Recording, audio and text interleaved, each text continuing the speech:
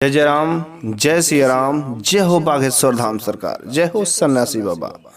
हमारे गुरुजी कहते हैं कि जो भी भक्तगण किसी भी प्रकार के कष्ट से जूझ रहा हो, परेशानी से जूझ रहा हो, उससे जीवन में समस्या हो, तो आज मैं जो कहानी सुनाता हूं उस कहानी को सुन लेना या एक कहानी किसी दूसरे को सुना देना।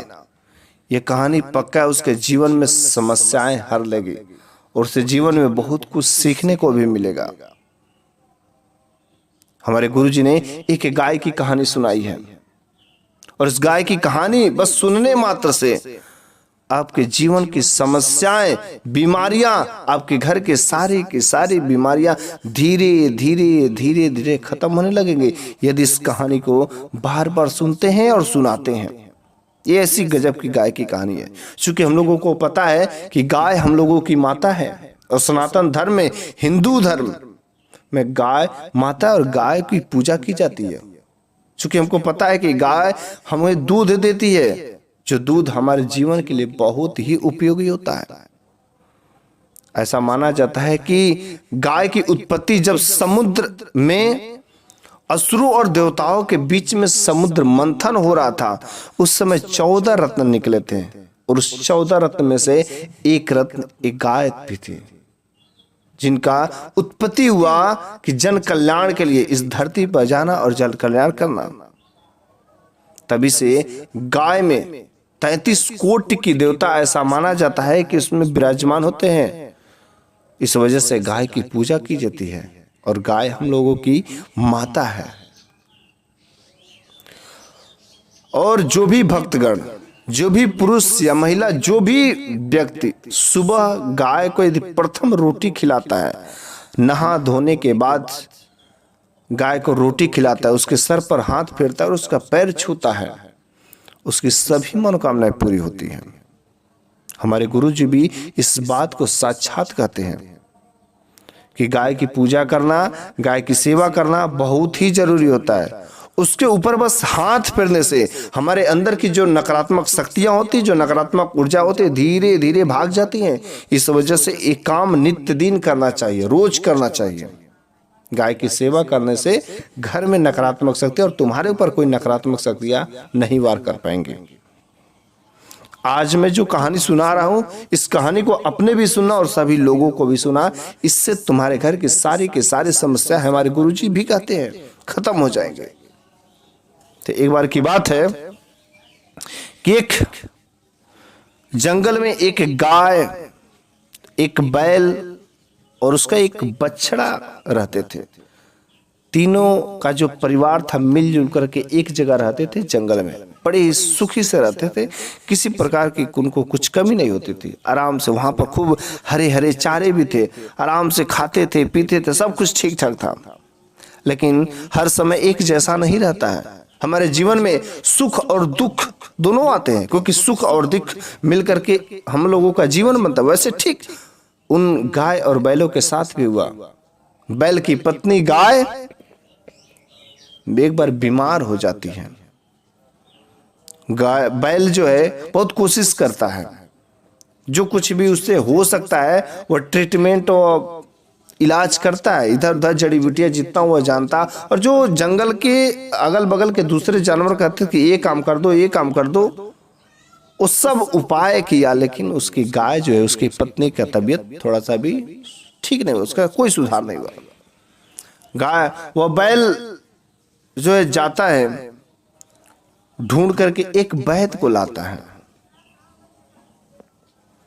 और वैद्य को जब दिखाता है तो कहता है, वैद्य महाराज, यदि ये हमारी पत्नी गाय है, अगर ये मेरी पत्नी नहीं रहेगी तो हमारे संसार में कौन रहेगा।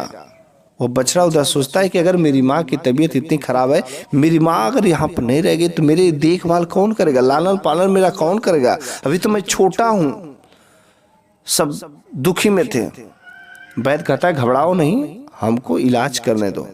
वैद्य इलाज करता है, 1 दिन करता है, 2 दिन करता है, लेकिन कोई सुधार नहीं आता है। बैल कहता है वैद्य से कि वैद्य महाराज, आप जो कहिए इलाज करने के लिए मैं सब प्रकार का जड़ी बूटी लाने के लिए तैयार हूं, जो कहिए मैं सब कर दूंगा, लेकिन बस आप मेरी पत्नी को ठीक कर दीजिए ताकि मेरा बच्चा अनाथ ना हो पाए। बैल के कहने पर 3-4 दिन कोशिश करता है, लेकिन हर कोशिश उसकी नाकामयाब रहती है और उसकी पत्नी गाय के हालत में कोई खास सुधार नहीं होता है। अब तो वैद्य कहता है कि अब मेरे से नहीं हो सकता। बैल जो है वैद्य के पैरों में गिर जाता है, कहता है वैद्य महाराज आप मेरी पत्नी को किसी तरीके से बचा लीजिए, बोलिए क्या करना पड़ेगा। वैद्य जब बैल के बार बार गिड़गिड़ाने पर कहता है कि इसके लिए बस एक ही चारा है और उसमें 101% की गारंटी है ठीक हो जाएगी तुम्हारी पत्नी। बैल कहता वैद्य महाराज जल्दी बताइए ना, जल्दी बताइए क्या आखिर वो कौन सा उपाय है। वैद्य कहता है यहाँ से मीलों दूर एक गांव में एक संगीतकार है जो बहुत ही मीठा संगीत गाता है, जिसके वजह से बहुत ही सकारात्मक एनर्जी, पॉजिटिव एनर्जी क्रिएट होती है। यदि कोई उस संगीत को सीख ले और रोज इसके कानों में आकर के 1 महीना सुना देता है तो इसकी गाय की तबीयत जो बिल्कुल ठीक हो जाएगी। वहां से मीलों दूर। बैल कहता कितना दूर, मेरे को 5 से 6 दिन जाने में लगेंगे, 5 से 6 दिन आने में लगेंगे, 3-4 दिन सीखने में लगे, तब तक मेरी गाय का राम राम सत्य हो जाएगा, मैं नहीं जा पाऊंगा। अब तो बैल बेचारा बड़ा चिंतित हुआ। बैल चला गया। अब अगल बगल के जो भी जानवर गाय को देखने आते हैं, बैल सबसे यही कहता है कि मीलों दूर एक संगीतकार है, कोई मेरे लिए मदद कर दो, मेरी पत्नी को बचा लो, कोई जाओ संगीत सीख के चले आओ, तब तक मैं अपनी पत्नी की देखभाल करूंगा। लेकिन कोई भी जानवर सुनने के लिए तैयार नहीं होता है। उसी जिस जगह पर बैल और उसकी पत्नी गाय और बछड़े थे, उसके ऊपर एक पेड़ की डाली पर कोयल ने अपना घोंसला बनाया था। कोयल अपने पति से कहती है कि हे पतिदेव, कि यदि आपकी आज्ञा हो तो मैं इस गाय की रक्षा कर दूं, क्योंकि गाय का जो जन्म हुआ जन कल्याण के लिए हुआ है। इस वजह से यदि हम लोग गाय की रक्षा कर देते तो बड़ी अच्छी बात होती है।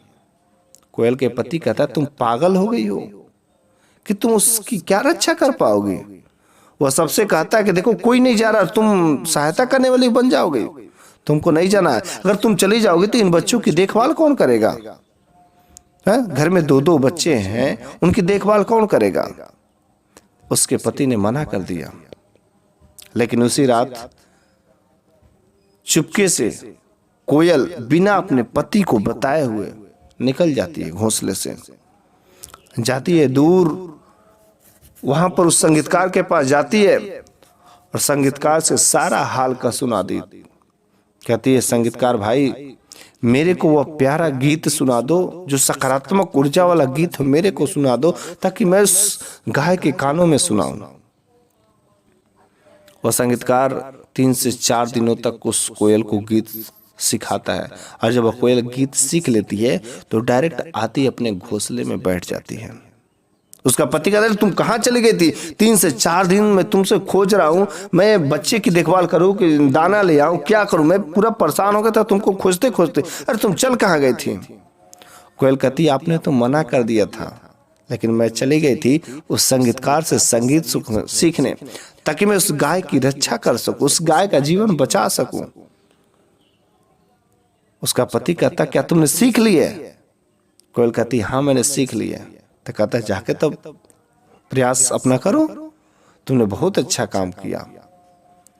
वो कोयल जाती है और गाय के कानों में वह गाना गुनगुनाती है। 1 दिन गुनगुनाती है, 2 दिन गुनगुनाती है, ऐसे करते करते 3-4 दिन बीत जाते हैं। अब तो धीरे धीरे उस गाय की स्थिति में सुधार होने लगते हैं और वो कोयल लगातार 1 महीने तक उसके कान में वह गाना सुनाती रही। गाय की तबीयत बिल्कुल ही ठीक हो गई, अब फिर से पहले जैसे बिल्कुल हरी भरी हो गई, ताजा हो गई। अब वह खुद खाना खाने लगी, खुद चरने लगे, अपने बच्चों की देखभाल करने लगे। कोयल ने उस गाय की जान बचाई। इस कहानी के माध्यम से हम आप लोगों को यही सीखना चाहते हैं और हमारे गुरु जी का यही आशीर्वाद है कि हमें दूसरे प्राणियों को भी देखभाल करना चाहिए। यदि हमें मानव तन मिला है तो हमें दूसरे प्राणी की रक्षा करना हमारा फर्ज है, क्योंकि वे लोग हमारे ही पर निर्भर होते हैं। और सबसे बुद्धिमान प्राणी मानव ही होता है। यदि मानव ही ऐसा गलती करेगा, अन्याय करेगा, तो बाकी दूसरे प्राणी क्या करेंगे? इस कारण से हमें कभी भी दूसरे प्राणियों पर दया दिखानी चाहिए, उनकी सहायता करनी चाहिए, ना कि उसे मारना चाहिए, उसे कष्ट देना चाहिए। ऐसा बिल्कुल ही नहीं करना चाहिए। और हम यदि दूसरे प्राणियों की रक्षा करते, भला करते, तो कुदरत भी, उस हनुमान जी की कृपा भी आपके साथ हमेशा रहेगी और आपके सकारात्मक विचार होंगे, आपके घर में नकारात्मक शक्तियां नहीं आ सकेंगी। और गाय की सेवा करना बहुत ही जरूरी है। और उसने गाय की जो सेवा की, उस कोयल ने उसको बहुत बड़ा पुण्य मिला। यदि आप भी यदि एक गाय की रक्षा कर सकते हैं तो समझिए बहुत बड़े पुण्य के हकदार हैं। इस वजह से जो भी लोग गौ हत्या करते हैं, आप लोग उन पर रोक लगाइए। गौ हत्या करना बहुत ही बुरी है। गाय हम लोगों की माता है। अपने समय से, वो तो सबको मर के जाना है, लेकिन अपने समय से मरेंगी तो कोई बात नहीं है। लेकिन जो लोग गौ हत्या करते हैं, बेवजह उनको मौत दे देते हैं, उनको बहुत बड़ा पाप पड़ेगा। कुदरत, उस हनुमान जी की कृपा उन पर कभी नहीं होगी, बल्कि उनका शाप बरसेगा। बस मेरा आप लोगों से यही विनती है कि गौ सेवा करना बहुत जरूरी है। जय जय राम, जय सिया राम, जय हो बागेश्वर धाम सरकार।